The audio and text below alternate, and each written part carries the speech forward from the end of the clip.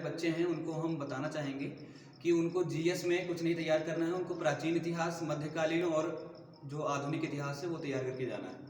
क्योंकि current affair से मुश्किल से 3 या 4 क्वेश्चन आना है और करंट अफेयर में जो कुछ भी आएगा उसमें सबसे पहले आईपीएल से संबंधित आएगा। उसके बाद अभी फीफा वर्ल्ड कप हुआ है जो अर्जेंटीना ने अभी फिलहाल जीता है, वो सब पूछा जा सकता है फीफा वर्ल्ड कप। और G20 का इस बार अध्यक्षता भारत ने किया था, ये भी पूछ सकते हैं कभी कभी, क्योंकि G20 का जो सम्मेलन हुआ इंडोनेशिया में, उसकी अध्यक्षता भारत ने की थी पीएम मोदी के द्वारा।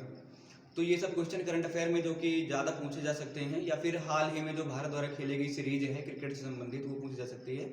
बाकी फुटबॉल से संबंधित फीफा वर्ल्ड कप के तहत बाकी करंट अफेयर ज़्यादा पढ़ने की जरूरत नहीं है, क्योंकि उसका सिलेबस करंट अफेयर का बहुत ज़्यादा लंबा चौड़ा होता है 6 महीने में, और क्वेश्चन मात्र 3 या 4 आते हैं करंट अफेयर से। तो इसलिए इतिहास में प्राचीन, मध्यकालीन और आधुनिक इतिहास पढ़ के जाना है। प्राचीन इतिहास में तुम्हें सबसे ज़्यादा सिंधु सभ्यता, उसके बाद में वैदिक सभ्यता जो कि ऋग्वैदिक और उत्तर वैदिक में विभाजित है 2 भागों में। उसके बाद में जैन धर्म, बौद्ध धर्म पढ़ के जाना है, हर्यक वंश जरूर पढ़ के जाना है। उसके बाद में आपको मुगल वंश में आ जाना है, मध्यकालीन में गुप्त वंश में आ जाना है, जहाँ से ज़्यादा क्वेश्चन पूछे जाते हैं। कभी कभी लोधी वंश से भी पूछे जाते हैं। लोधी वंश का इब्राहिम लोधी जो कि मेन शासक था, जिसको बाबर ने हराया था।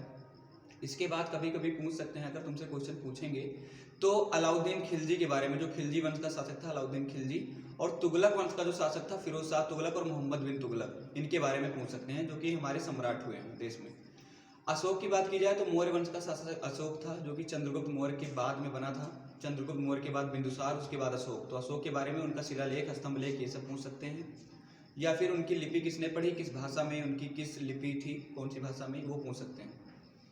और लिपि की पता लगाई थी फैंथलर ने, लेकिन लिपि को पढ़ा था जेम्स प्रिंसेप ने, ये भी पूछ सकते हैं। दोनों अलग अलग क्वेश्चन हैं। लिपि का पता लगाना फैंथलर ने और लिपि को पढ़ा जेम्स प्रिंसेप ने। इसके बाद में हम आगे बढ़ेंगे तो जो हमारा पोर्शन आएगा इसके बाद का, उसमें ये पूछा जाएगा कि आधुनिक इतिहास में तो गांधीवादी युग पढ़ के जाना है सभी बच्चों को। गांधीवादी युग में गांधी के द्वारा जितने भी आंदोलन किए गए हैं, असहयोग आंदोलन, सविनय अवज्ञा आंदोलन, सविनय अवज्ञा के बाद में उन्होंने